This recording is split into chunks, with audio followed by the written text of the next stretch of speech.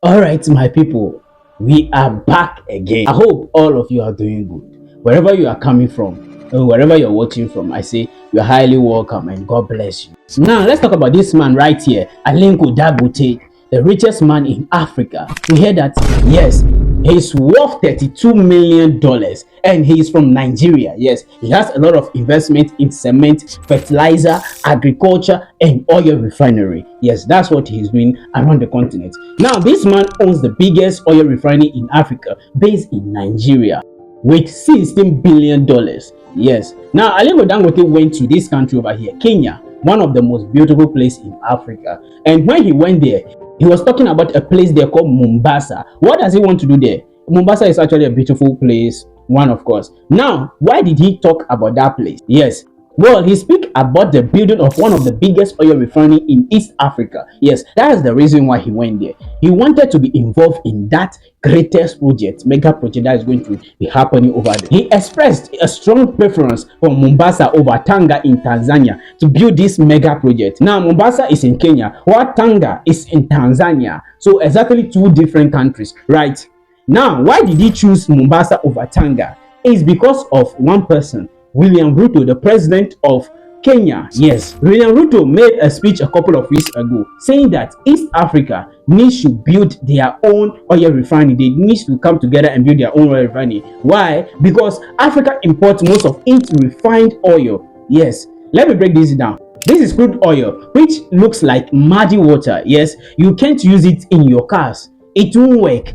It will actually break down your cars. So it actually needs to be processed, burned, and filtered to recreate many other products that can be usable to many machines. Yes, your cars, aeroplanes, and all those. Yes, all the vehicles you can find. Yes, that's what it needs to do. So that is why it's necessary to have an oil refinery in your country, so that you can be able to process the crude oil. You get it? So many African countries have crude oil but does not have oil refinery. So that is why they have to buy their refined oil from countries like Qatar, Saudi Arabia, and others. Yes, you can see, you can name it.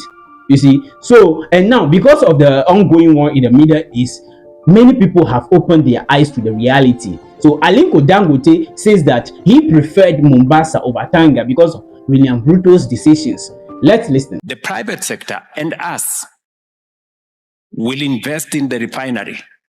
And by the way, we are discussing a refinery in Tanzania. The two of you? Yes, we are not discussing a refinery in Kenya or Uganda.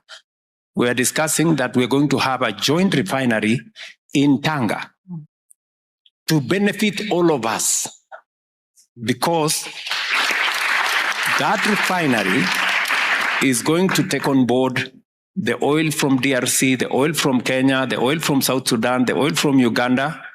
And we will just need to build a short pipeline from Tanga to Mombasa, and the finished product will use the pipeline that we already jointly own with Uganda. So all our assets become profit. Now, don't be confused, okay? Ruto mentioned Tanga in Tanzania, not his own Kenya first. Yes, he didn't mention his country. Why did Ruto did that? He did that because he believes in the brotherhood of Pan-Africanism, the idea behind it. He said African countries in the East like Kenya, Uganda, Tanzania, Rwanda, Congo, South Sudan should come together and build their own oil refinery instead of bringing refined oil from foreign countries. You get it? Why did he take that stance? Because this is going to create jobs for the people, makes things easier, and price of oil very cheap in Africa. Yes, likely to become very cheap because they are refining their own oil. You get it?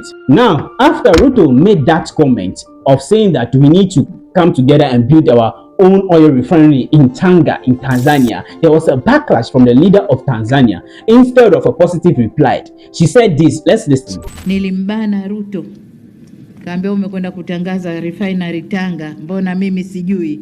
Asa atasema mwenyewe pale kwa nini katangaza. Alright, so Tanzania president publicly told William Ruto that, guy, who told you should go and announce to people that you want to build oil refinery in Tanga? You want to do this biggest project in my country without informing me first? Who give you the audacity? Yes, that is what this Samia Hussein or whatever is saying. Yes. Now, she didn't say it well because I think this is an opportunity for your people and even your country. So why would you say like they should inform you before?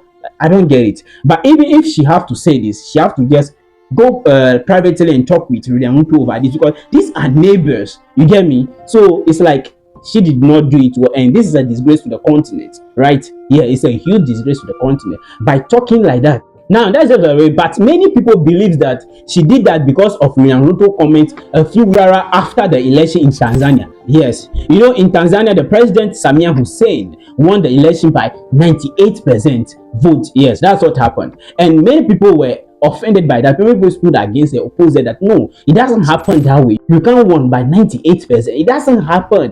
How can you win away? Like you should say, like, okay, I've done something like 57%, 53%. That would be acceptable rather than saying 98%. Like, what the hell is that? So you see, in Tanzania, many people took to the street and protested, and even many people were unalive. Yes, that's what happened. So William Ruto had an interview with Al Jazeera where the journalist asked him a simple question: that do you believe you can win an election with 98%? And he said this. Let's listen to that. In a democracy, for example, in Kenya, you can never get 96%. So it's not a democracy anymore then? That is you saying. Every country have a way of them doing their stuff. But I think the primary thing is democracy is the best governance system. It's not tidy always. It is not always easy, you know, because they're all manner of. Now, you all can see that William Ruto says that in Kenya, you can win the election by 98%, which is not possible. It's not possible. So he was trying to do his best not to offend anybody. But the truth be told, he actually lay emphasis on it that, okay, in a democratically elected governance, or in democracy is a good governance, is the best form of governance. That's what he's trying to say. Like, what do you mean? You get it? He's trying to be diplomatic. So you're saying like in democracy, no, you can't do that because it's very tight, it's very hard.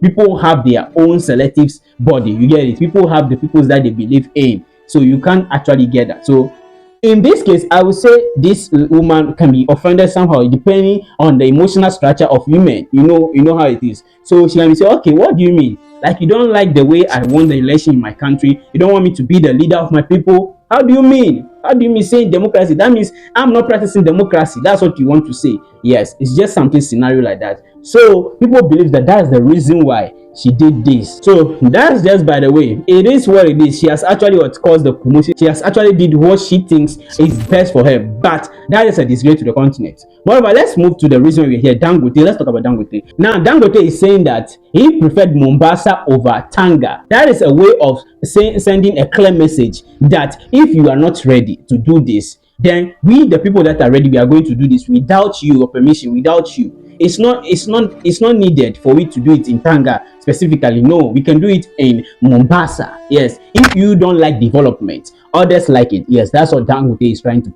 say over here. Are you getting me? Naambiwa ya kwamba tangazo letu kwamba tujenge refinery pale Tanga imewakera kiasi. Lo, ningejua ningetangaza hiyo refinery ijengwe Mombasa, because the building of a refinery is a big opportunity to business, big opportunity for industrialization, big opportunity for petrochemical industries, fertilizer industries, plastics industries. And when I had a conversation with President Museveni, our discussion was about how to industrialize our region using our resources, that our oil resources, our mineral resources, our agricultural resources should be used to industrialize our region. It is my belief and that of the leaders in our region that whatever raw materials we have, be it natural resources, energy resources, should be used for the industrialization of our region so that we can create wealth here. We can create jobs here. We can expand opportunities here. We can have industries here. The good people of Tanzania, you are lucky that we are discussing how to build a refinery in Tanga. It is an investment that the government of Kenya is willing to invest. The government of Uganda is willing to invest. You have heard, I'm sure, my good brother Paul Kagame, I'm told, said yesterday they are willing to invest. And many other countries are willing to invest. Now, you see, William Ruto came back to correct himself. Yes, he said, oh, I should have actually mentioned my country. Why should I go and mention somebody's country? I should have actually done that. But I believe he did this because he believes in the people of Tanzania, like brotherhood. You know, he believes in that Pan-Africanism, the unity of Africa, you know, that ideology. So I think he didn't do anything wrong by mentioning Tanga in Tanzania. But I think the leader over there is the problem. The leader, that woman, is the problem. You see how sometimes women can behave, but I'm not attacking here. I'm just saying what is the truth. Now, so that's what William Ruto said, that I should have mentioned my place rather than mentioning somebody's own. So that's just by the way. Now, what is the reason behind this mega project? Yeah, let's look at that. This project will what? Create energy security for East Africa. You know, East Africa imports most of its refined oil, and having local refinery will reduces vulnerability to global supply shocks like what is happening in the Middle East. I get it. Always keep this in mind. The main reason why you and I are not feeling the heat of the war of oil in the Middle East is because of Aliko Dangote. He is playing a major role in supplying most of your country and my country. Yes, most of our country. He is playing a major role in that. Now, Africa exports crude oil in most cases, but imports expensive products. And local refinery gives more economic benefit to create jobs, pay taxes, and make foreign exchange savings on the continent. Yeah, that's what is going to happen. So right now, Dangote refinery is playing a major role. He refines about 650,000 barrels per day in Lagos State, Nigeria. Dangote refinery exported oil in many countries like Ghana, Cameroon, Togo, Cote d'Ivoire, and beyond during this time when the Gulf state decided to go to war with each other. Yes, so that is why you are not feeling the pressure as much as you have to. Yes, that's what is happening. Now, how do Africa get its petroleum refined product? Okay, most African countries have limited refinery capacity. Some African countries have crude oil but have no refinery because they have failed to build one. Yes, they have failed to build one. The continent produces plenty of crude oil like in Nigeria, Angola, but refine a fraction of that domestically. Yes, that is why they have to import oil from other countries like India, Asia, and in the Middle East. Yes. Now, someone asked me, what about South Africa? Okay, here's the thing.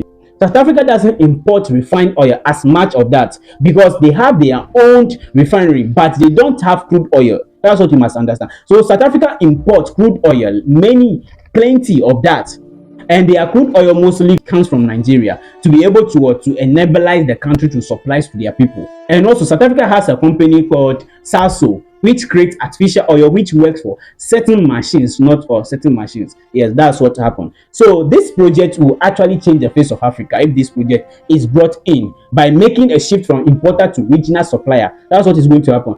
So a second Dangote mega refinery will boost intra-African trade and refined products and reduce dependence on distant suppliers. It also provides competitions and efficiencies. More local refinery, this is what they will do, will make oil cost less in your country. You get it? So Dangote is going to invest tremendously into this new project, and also many countries are going to be involved in this project. So right now, a lot of people's eyes has opened due to what is currently happening in the Middle East. So Aliko Dangote went to Kenya and says that he can build this mega refinery in Kenya, in East Africa. Are you getting me? So Aliko Dangote has expressed his aim of building this refinery in Mombasa rather than Tanga because of the current situation going on. Now, guys, what do you think about what is going on?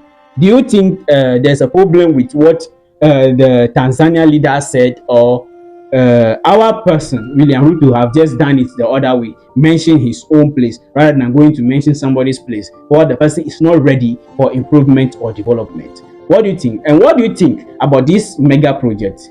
Do you think this is going to help East Africa and other African nations are going to also benefit from this? Whatever it is, just let me know in the comment section. Thanks for watching this channel. Alright family, they say Captain Ibrahim Traoré is a dictator. Really? Do you think Captain Ibrahim Traoré is a dictator?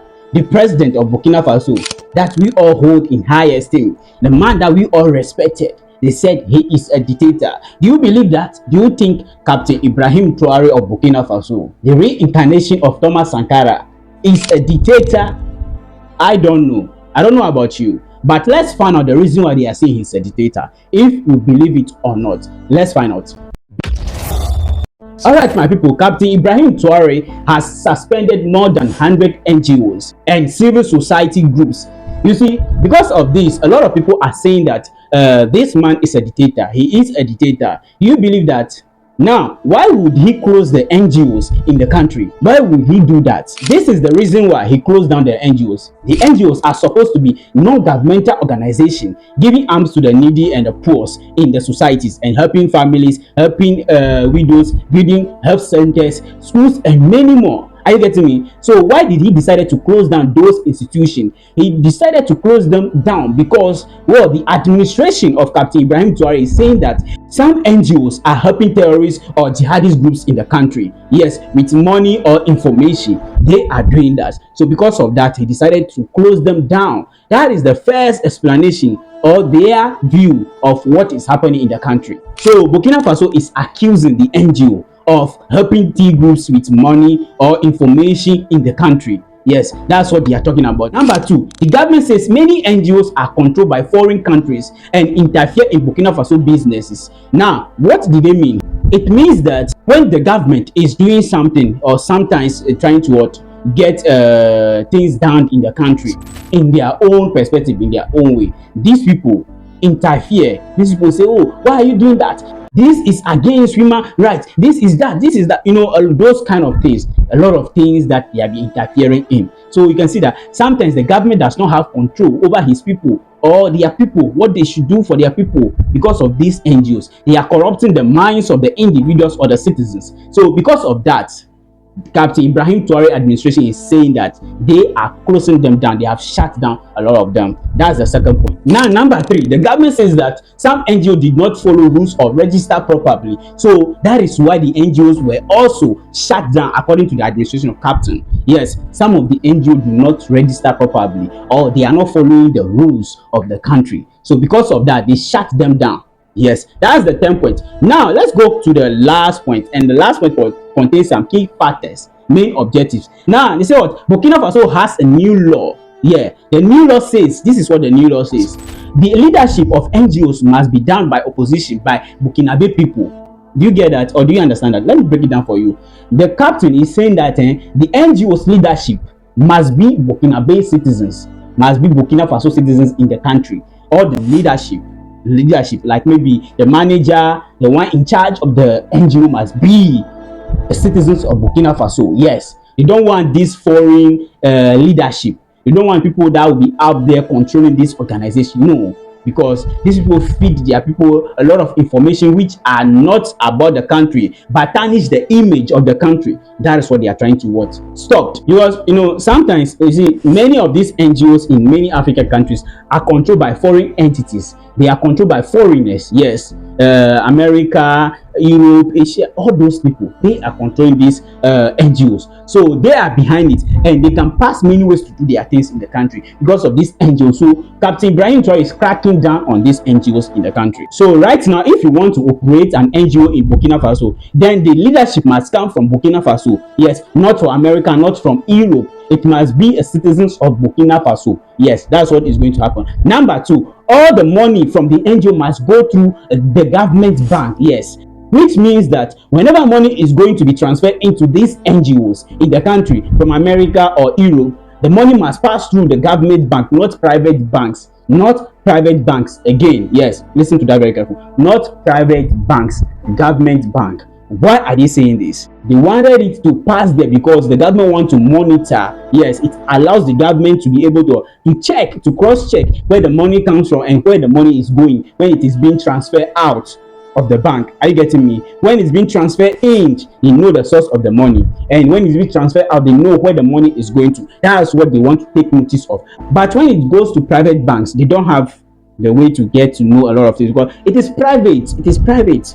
Are you getting me? Then you have to go by force, but you don't do things like there are rules and regulations. There are laws governing the world that we are living in. Are you getting me? So that's what the government wants. That now it is strict rules. Make sure that what the money pass through the bank of the government. Yes. You know what? The government is doing this just to crack down on the T groups. Yes, to know where they are getting their funds from because things are happening in the country. These T groups in the country are getting money, are making themselves rich, getting weapons and unaliving people. You get it? And the people behind it, we all know the people behind it. But the government want to stop this and they want to crack down on where the money is coming from. That's what the government wanted. So that's why all these procedures are being taken in place. They want to know who is sponsoring these people in their country through these NGOs, because you know sometimes these NGOs can be the betweener of sponsoring all these things happening in the African continent. Are you getting me? Now, the last one is stricter rules. The government says that NGO must register and makes account of everything. Yes, they also have to what?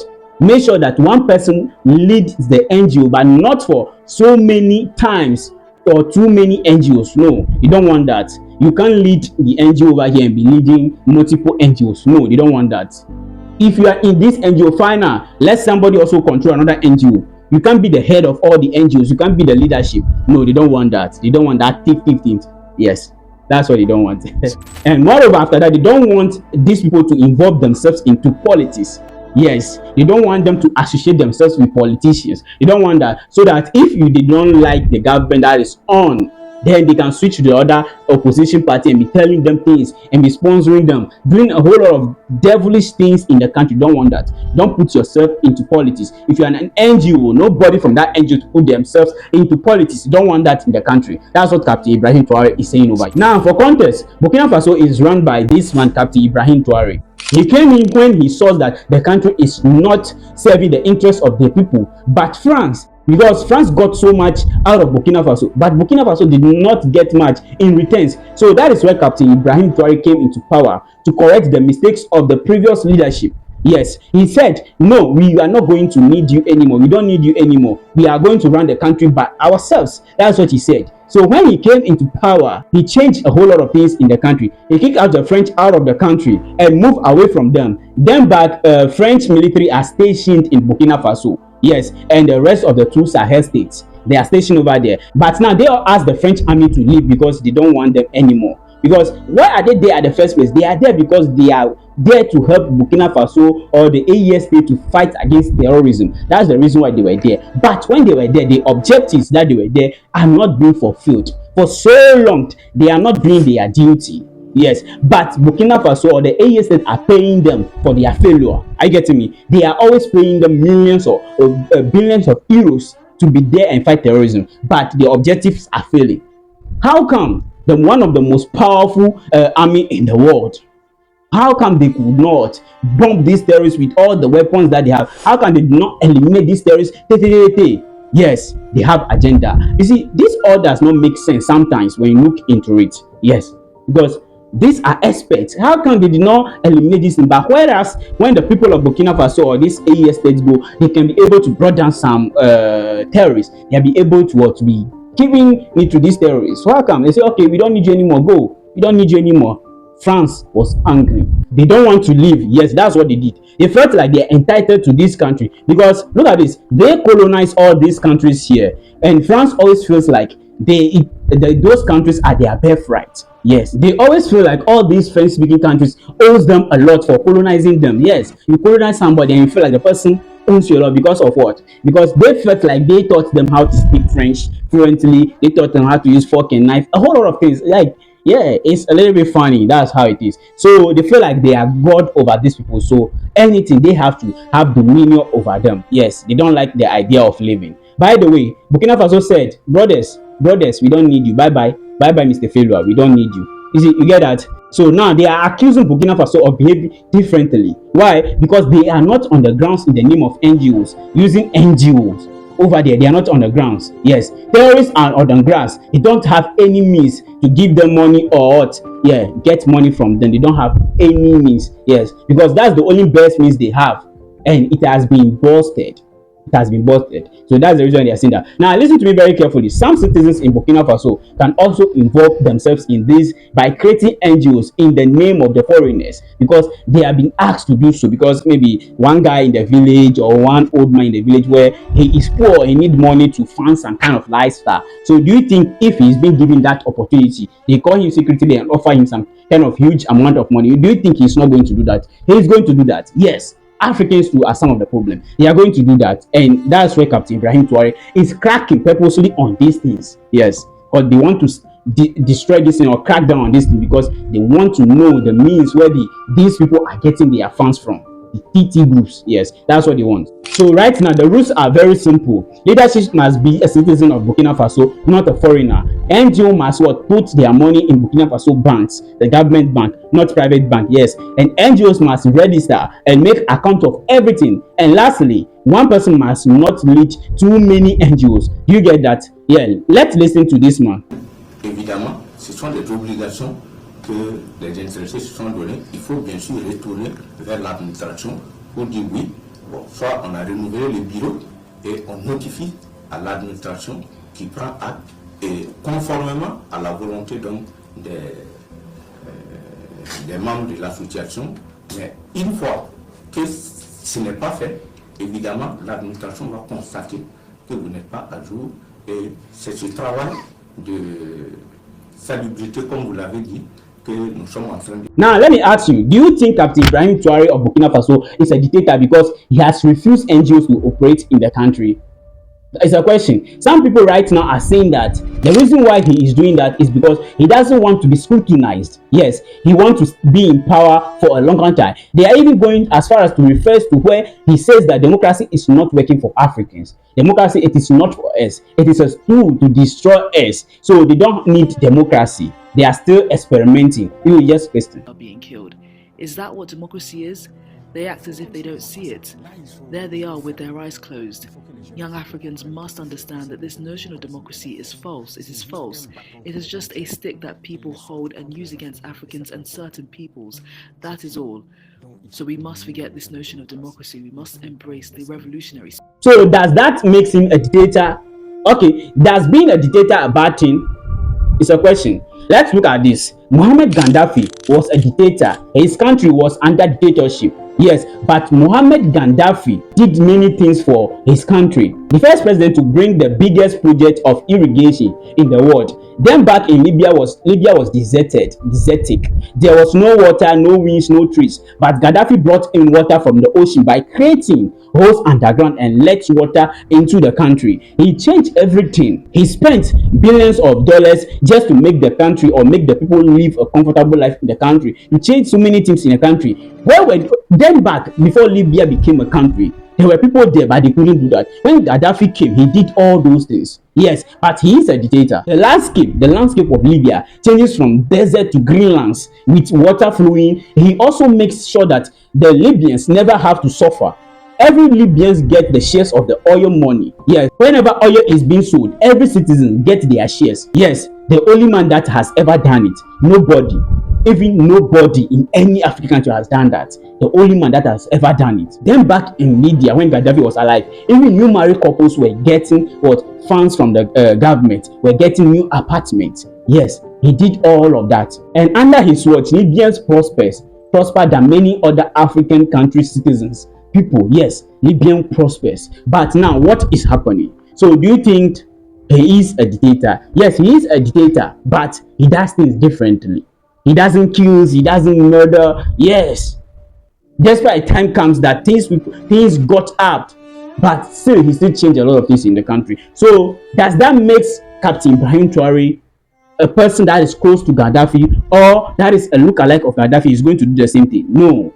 He also has his way. He's also a different person. Yes. So you can't just think that this person is trying to do the things to benefit his people, the interests of his people. Then because of that, you see, these people start calling him a dictator. Not by Africans. But the white people, those foreigners, will start feeding the people of Africa that this guy is a dictator. They have started it for a very long time. This guy is a dictator. He needs to be checked. This guy is a dictator. People should remove him. That's what they will say stupidly. Our people, too, if they don't take time, they will go and do their nonsense things. That's why Libya is suffering right now. That's the reason why Libya is suffering right now as we can speak. Just imagine Gaddafi were there. You will see how Libyans are going to be. You will see how that country will be there. Yes, we understand he is a dictator, but you see, there are many countries in Africa where leaders are old, but they are still sitting there. Because do you know why they are not saying they are dictator? Because they serve the interests of those people. They don't serve the interests of their people. That's why they are still there. Imagine they are not serving the interests of those people. They are serving the interests of their people. You will say they are dictators. Wise. It should be wise. That's what is happening. I will not doubt the fact that they are bad dictators and they are good dictators. They are. Yeah. Some kills and do a lot of things, but some change the country. Yeah. Serve the interests of their people. That's what we know. That's the fact. Are you getting me? So guys, what do you think about it? Do you think because of this Burkina Faso leader Captain Ibrahim Traoré is a dictator because of what he's doing? He has shut down some NGOs and refused NGOs to work in the country because he wants to crack down on all this way and see where these terrorists in the countries are receiving funds from. That's what he wants to do. So do you think he's a dictator or he's just serving the interests of his people? Whatever you think about this thing, just let me know in the comments section. Thank you for watching this channel. Peace. Senegal is in deep crisis politically. The president of Senegal, Diomaye Faye, has fired his boss, Ousmane Sonko. It's really somehow crazy, right? He removed his boss from the prime minister position. Wow, this man, Bassirou Diomaye Faye, is the president of Senegal, and he has fired this man, Ousmane Sonko, from the position of prime minister. Now, the surprising thing is that these were two friends. They were two brothers, yes, from like the same mother. This is how they are. And moreover, the prime minister was his boss from one political party, Pastor. Yes, you see, these are some of the reasons why people don't really trust people, because of some of this kind of betrayal like this. You see, you can't outshine your master anywhere you go, but some people actually prove it that they want to outshine their master. So that is what is currently happening over here. Now let's find out what actually happens. Now, Ousmane Sonko and Diomaye Faye are very good friends, best of friends. Faye is the president of Senegal and Sonko is the prime minister. They used to be a very good friends. Now, before we dive into what actually divides them now, let's look at their story. Diomaye Faye and Ousmane Sonko were very good friends and politically partners for many years. They both work as tax officers, like those persons that chase companies to pay their taxes and chase individuals that you must actually pay your tax. They check everything and make sure that you pay your tax very well. Those are the people that they were working over there before they dive into politics. And in 2024, Ousmane Sonko could not run for presidency because he was having a court case on his head. That's the reason why he could not run for presidency. Yes, Ousmane Sonko was a very young guy, brave, energetic, and people want change in the country so badly. So people supported him a lot. A lot of people followed him when he decided to dive into politics. He decided to stand for presidency. A lot of people support him because people want change so badly in the country. People love him. A lot of citizens love him. So the other government, the people in power, decided to find a way to put this man down. So they decided to search for a way. So one day, Ousmane Sonko went to a massage parlor to enjoy some small touch and feel relaxed. So during that, after the massage, a lady at the massage parlor accused him of trying to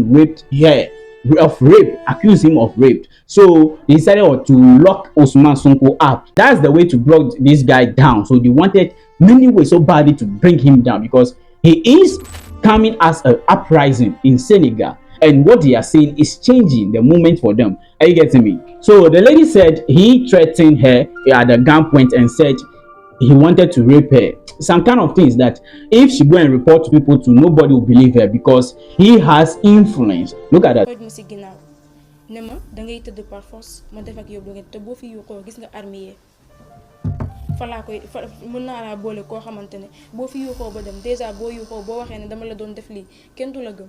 foko wax ken du la gëm même bo génné ñi nga xamantene wa kër gi sax duñ la gëm té sa patron du nangu perdre client bo xamantene. Now you see how the world is full of evil. This girl was used against this man. So that means that the girl was paid to lie on the head of Ousmane Sonko. Yes, that's what happened.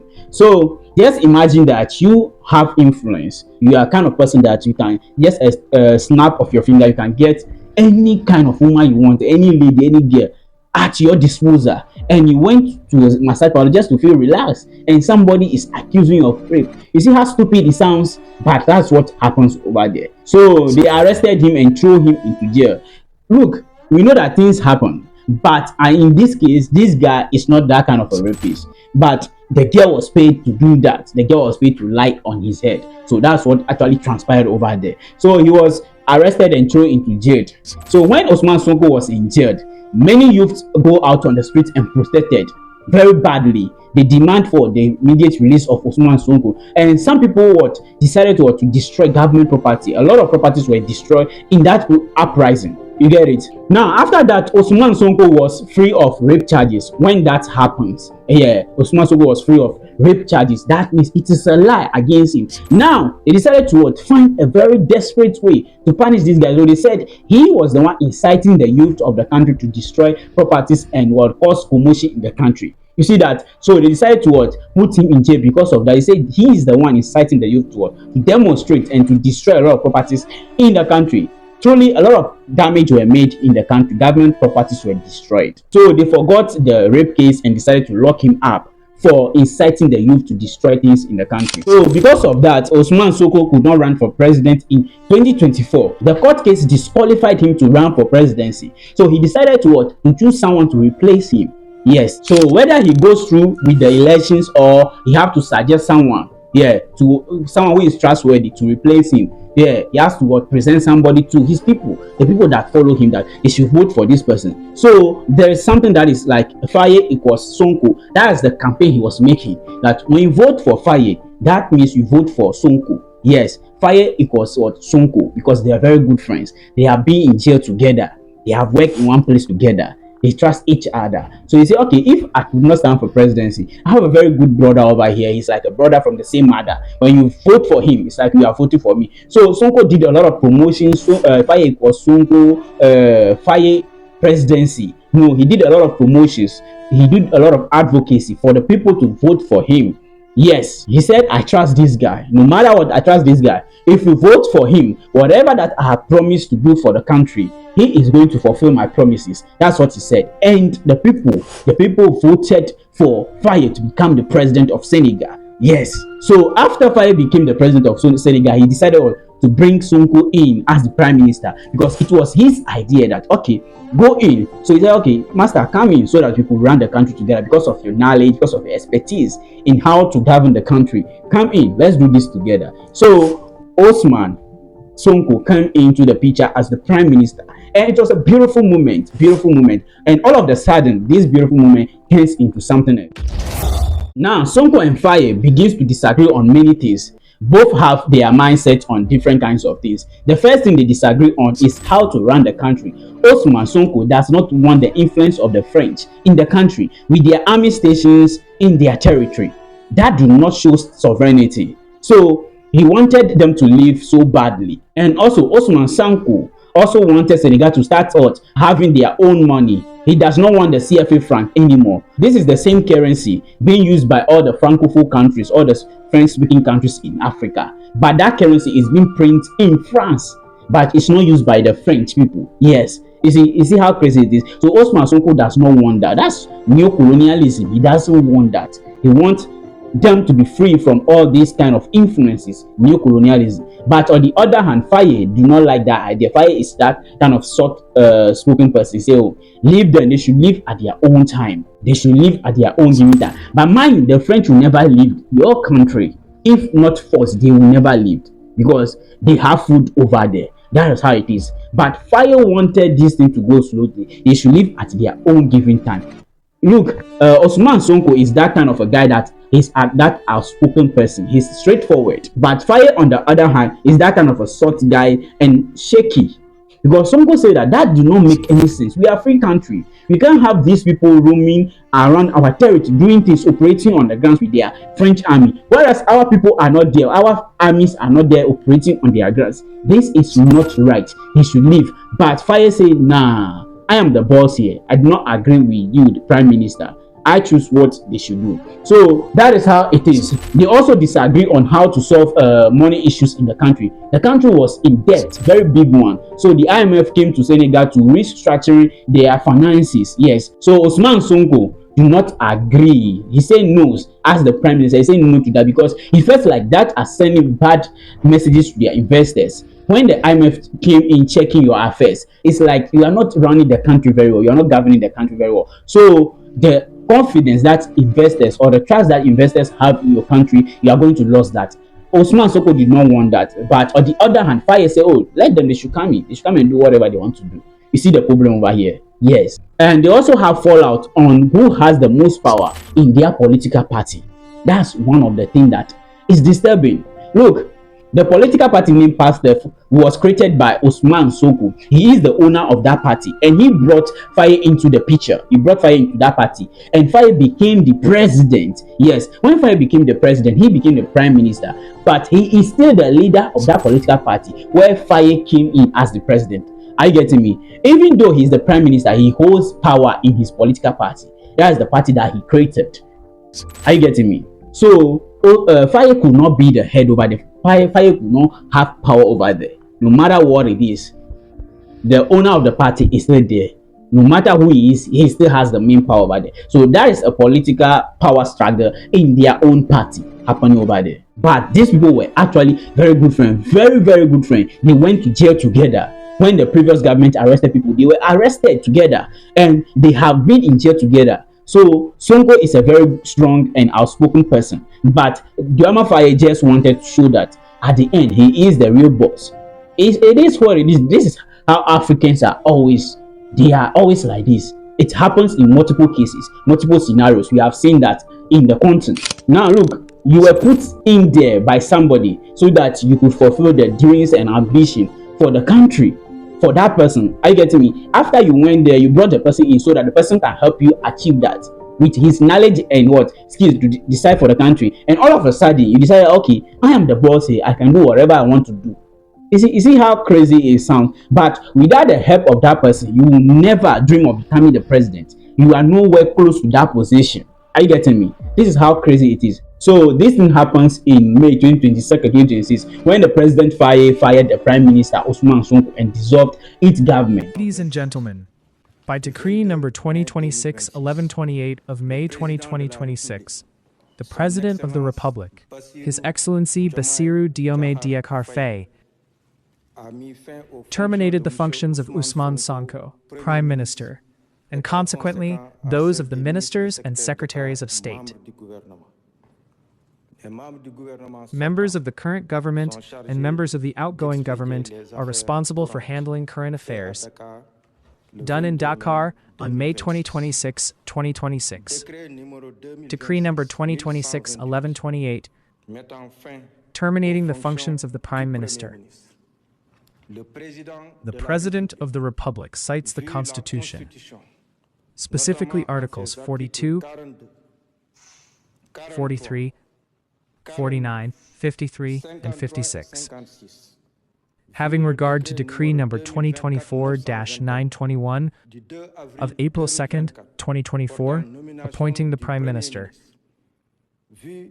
and Decree number 2000-25430 of September 6th, 2025, establishing the composition of the government. Decree Article 1.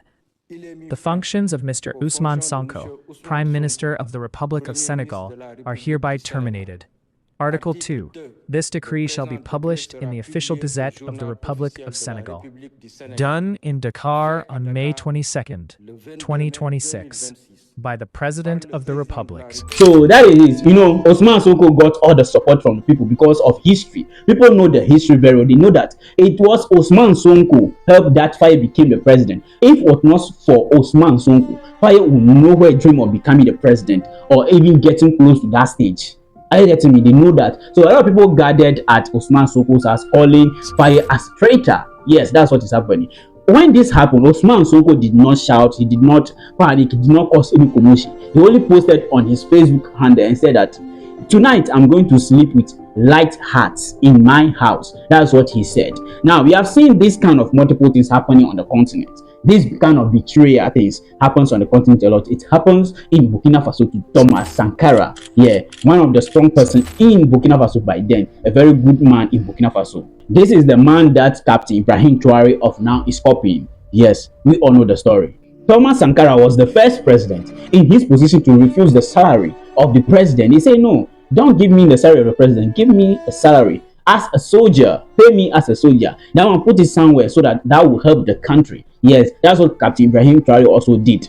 Thomas Sankara was the first president to give women most freedom, that men should start treating women like kindly. He actually started preaching that he gives women freedom, that they could operate in many ways that men can also operate, do some job that men can also do. You see that the first president that has ever done it. And during all that, this man was pushing against the French, and he even spoke in front of the French president by then, Francois. He spoke boldly in front of him. And after that, the French president said, he is young at his age, he's speaking smart and brilliantly. That's what the French president Francois also said. And after that, we all know what happens to him. His own best friend, was the one that sold him and assassinated him. Yes, his best friend, Blaise Compaoré, he was the one that did that to him. Look at what happened. And after that, he became the president of Burkina Faso. That's what happened. The same thing repeated itself in Congo, DRC by then. Congo, yes. That same thing happens to Patrice Lumumba. Patrice Lumumba was the man that brought freedom into Congo in the 1960s. During that, he was training somebody, a man called Mobutu Sissoko, who was a journalist. Yes, Lumumba sent him abroad, overseas, to go and study and come back and help fight for freedom in the country. Lumumba used his own money to send this guy to school in abroad, to study hard, to better himself, to change his life and come and support the struggle in the fight for struggle in the country. When this guy returned, Lumumba already took power, was in power. But what happened is, Americans used this guy, Mobutu Sissoko, to overthrow Lumumba and assassinate him. You see, that was what happened. You see, all this kind of scenario happens on the continent, and that's crazy. I don't know the problem that Africans have, but it's crazy. It is crazy. And this is what is happening to Senegal people too. You see, the same scenario. He is biting a finger that fed him. That's what he's doing. So the case of Ousmane and Faye is not a new case in Africa. It's something that has been happening for so long. Yes, it's something that has been happening for so long. So you should know the kind of people that you trust when you're in government. You should know the kind of people you trust. Now, Faye is in full control of the country. He decides what to do, and he is going to be in charge of choosing the next prime minister of the country. And he has to solve the country's problem, the big debt in the country, and make the country better. And Ousmane Sonko, on the other hand, is no more the prime minister, but he can now restart his dream of becoming the next president of Senegal, and he can act as a strong opposition leader right now because he has the following. He absolutely has the following. It was his people that voted for Diomaye Faye to become the president of Senegal now, and they can also vote for him to become the next president of Senegal. You see how this thing is going to test out. It's crazy because this guy has the following. And the election will come on in 2029, and there you can all see what is going to happen. We shall wait and see what will happen next. Guys, what do you think of this scenario? What do you think about what Diomaye Faye did to his boss, Ousmane Sonko? What do you think? Do you think it's normal or it's absolutely wrong? Whatever it is, just let me know in the comment section. Thank you for watching this channel. Peace. Alright, my people, Ousmane Sonko pulled off something truly unbelievable. And there are powerful lessons hidden in this story. What happened to him is something everyone can learn from. He once served as the Prime Minister of Senegal, but later he was dismissed by another leader standing right here. Yes, this very man removed him from office. That man is the current president. His name is Diomaye Faye. He removed Sonko, likely believing it would weaken him politically. But instead, the outcome shocked everyone. Sonko went on to become the president of Senegal's National Assembly. Absolutely incredible. There is a deep and valuable lesson inside this story. One that can completely change the way you see leadership and setbacks. Let's break it all down. First, let's talk about Senegal. Here it is on the map. It's a beautiful country filled with warm and welcoming people. Truly an amazing nation. Senegal is a place worth visiting. It stands as one of the Africa's strongest and most respected democracies. The country is stable, the people are friendly, and visitors are treated with kindness and energy. Now, today, the man leading Senegal is President Bassirou Diomaye Faye. But his rise to power happened in a very unusual and historic way, largely because of Ousmane Sonko, hear that right, who until recently served as a prime minister. Ironically, Sonko was eventually pushed out by Bassirou Diomaye Faye himself. But to truly understand how all these things happened, we need to go back in history. At that time, Ousmane Sonko had massive support from the people of Senegal. Why that? Because the country was passing through a difficult and frustrating period. Many leaders were seen as focused on themselves, while other political figures continued dominating the system. The people of Senegal were ready for change. They wanted a complete new kind of president. They were searching for a leader who was youthful, driving, and full of fresh ideas. Then Sonko emerges with a bold vision and a powerful message. He stood up and declared that Africa deserves true freedom. That is what he said. So people started questioning why French troops are still present in the country. To many, it simply does not make any sense. If the nation is truly independent, why are foreign soldiers still operating there long after colonization has ended? That contradiction continues to frustrate many. There is also a growing demand for financial independence. Many no longer want to rely on the CFA franc. Yes, so what exactly is the CFA franc? Let me break that to you. It's a currency created and printed by France for several French-speaking African nations. Why does these systems exist? Because those countries were once colonized by the French. As shown on the map, these nations remain tied to the French influence even after colonial rule officially ended. France, the CFA franc, and the fight for economic freedom in Africa. Many African nations gained independence around 1960s, but even after colonial rule officially ended, France still maintained significant influence over their economies. The message was essentially, you are politically independent now, but we still want to control over your financial system. How was that control maintained? Okay, through currency. France continued printing the currency used by several African nations, and the money was produced in France, stored in France, and then distributed back to these African countries for circulations. Many leaders accepted this arrangement out of fear. There was a belief that resisting French influence would lead to political sabotage, economic instability, or hidden interference designed to weaken their nations. So countries that rejected the CFA franc reportedly faced serious consequences. One example often discussed in Guinea. According to these claims, fake versions of the country's currency were allegedly introduced in large quantities, flooding the system with counterfeit money, weakening the currency rapidly. As more money entered circulations, prices rose sharply, inflation also increased, and the purchasing power of ordinary people collapsed. And the currency loses value, everyday goods become more expensive, and citizens suffer the consequences. Many African governments, fearing unrest, coups, assassination, or economic distraction, choose to comply rather than challenge the system. Who came Ousmane Sonko in Senegal? Ousmane Sonko emerged as a powerful voice calling for change. He urged that Senegal should control its own currency and break away from dependence on the CFA franc, which many critics describe as a symbol of continued colonial influence. His message resonated strongly with young Senegalese citizens. To many supporters, he represented a new generation demanding dignity, accountability, sovereignty, and a truly independent for Senegal. Sonko openly pushed for Senegal to print and manage its own money instead of relying on the CFA franc system. But just as his political momentum was growing and his presidential ambition were gaining attention, controversy erupted. He visited a massage parlor one day, and afterwards a female masseuse accused him of rape.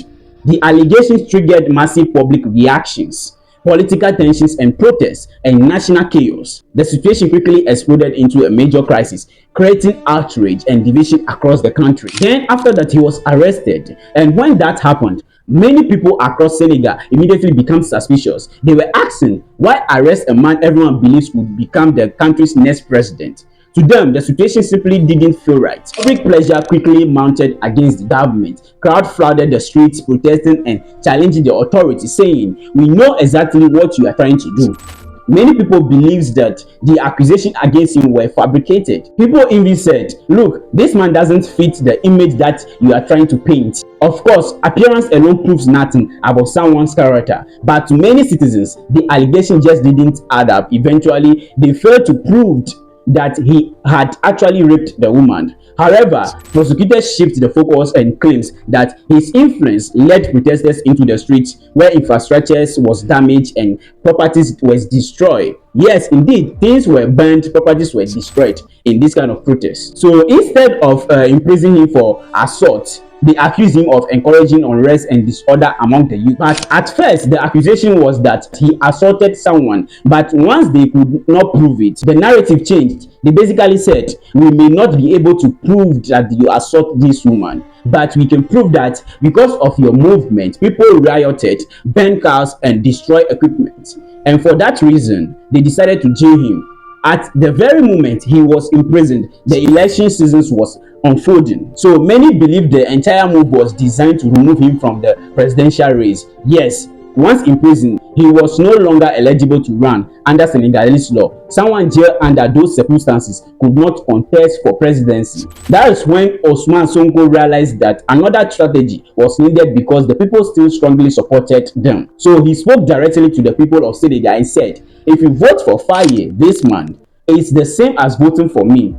He called Faye his close ally and reminded everyone that they had even shared prison together. He said, I trained him. I'm his mentor. The message was clear. Supporting Faye meant supporting Sonko. In the minds of many voters, Faye and Sonko represented the same movement. That connection is what drove a huge number of Senegalese citizens to vote for Faye. And ultimately, that is how Faye won the presidency. So now, here's the switch. After Faye became the president, something remarkable happened. He announced that Sonko would become prime minister. Yes, to many people, that decision made complete sense. After all, Sonko was the mentor, the leader, the central figure behind the movement. He was the head of the political party they both belonged to, the party known as PASTEF. The understanding from the beginning was that he would become the prime minister because the entire political strategy was part of a bigger plan. The goal was never truly for Faye to hold absolute presidential power. The real mission was to defeat the political system that had imprisoned them. But once power was secured, things started changing. Faye gradually began losing political strength and influence. He made several visits to Europe and continued engaging closely with French authorities. Many people believe the colonial era relationship was still shaping decisions behind the scenes. At that point, the political atmosphere shifted completely. Faye and Sonko suddenly appear to be moving in a very different ideological directions. Faye seems increasingly accommodating toward French influence and the French political establishment in Senegal. During one major speech, instead of demanding the immediate withdrawal of French forces from Senegal, arguing that Senegal is a sovereign nation and foreign troops should not remain armed on its soil, he took a softer position. He suggested the French could leave wherever they decided to.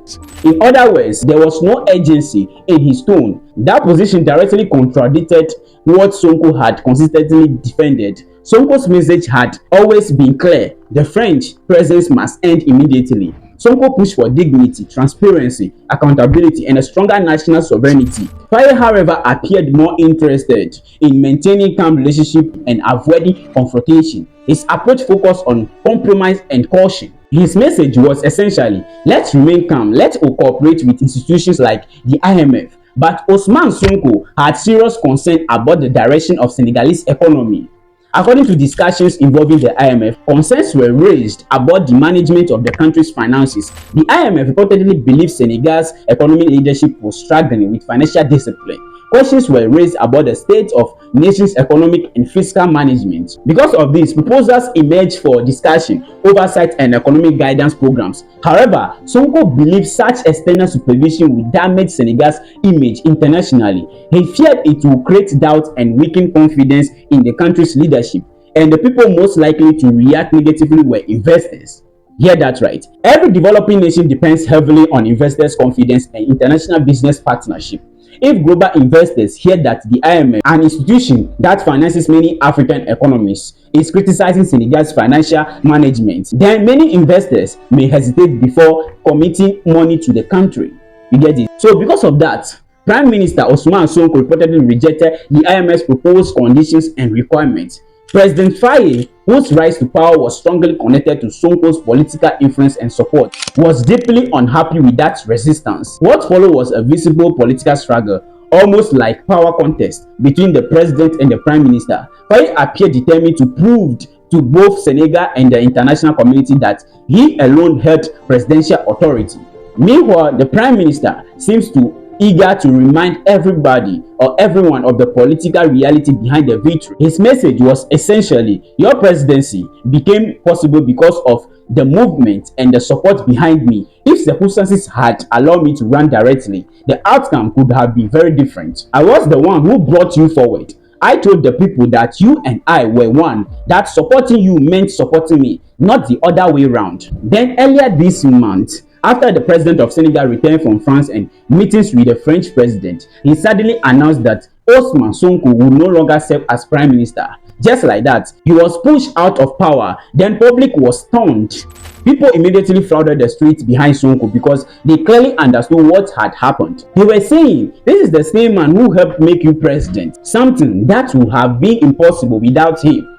And now you have turned against him. Crowd stood with Sonko, telling him, we trust you, we know who you are, we didn't even know him before you introduced him to us. Sonko returns home that night saying he could finally sleep peacefully. But only 2 days later, the political landscape changed drastically. The Speaker of Senegal's parliament resigned from his position. He publicly stated that after carefully thinking through the situation and evaluating everything rationally, he could no longer continue the role. So he stepped down. Now remember this, PASTEF is the political party both the president and Sonko belongs to. And Sonko is the founder of that movement. More importantly, PASTEF still controls parliament with an overwhelming majority. Out of 167 seats, they hold 138 seats. That majority became crucial. Members of PASTEF introduced a motion to restore Sonko as parliamentarian. Then they pushed forward another motion to elect him president of the assembly, and they succeeded. Sonko is now the Speaker of Parliament, effectively holding the second most powerful office in Senegal. Why does this matter so much? Because there is a major lesson in all of this. Many people underestimated the power of the assembly. But parliament is where laws are shaped, motions are approved or rejected, and national priorities are decided. It's the institution that determines which issues deserve attention and which ones are dismissed entirely. The assembly also has the authority to challenge the presidency itself. It can question leaders, oppose decisions, and even pass motions against powerful figures in government. That's what makes this moment so significant. You should know that it's a deeply revealing political situation and one that reminds us of many important truths. Look, Thomas Sankara of Burkina Faso was ultimately betrayed by someone he trusted deeply, a close friend. That alone should teach people to be cautious about friendship, especially when power and opportunities are involved. Personally, I believe you should only open doors for friends in areas that don't directly threaten your own purpose or position, because the reality today is painful. Not everyone is like that, of course, but to be honest, this happens far too often. Many people have experienced it at first hand. Look, sometimes these kinds of betrayal is everywhere, and that is why this story matters. This man traveled to France and decided to negotiate with the French, saying, let's talk about things through, let's settle this peacefully. But in doing so, he seems to forget the person who helped put him in power in the first place. He forgot that the original vision was to completely break away and stand firm, not to continue with the French again. So what do you think? What do you think about what actually happens in Senegal? Do you think this is a karma coming back to hit the president, or is just a lesson we should learn from this? Because now the person that he thinks he has sacked that will weaken him politically has now become the second most powerful person in Senegal. This is absolutely crazy. It's crazy. So what do you think? Whatever I think, just let me know in the comment section. Thank you for watching this channel. Peace.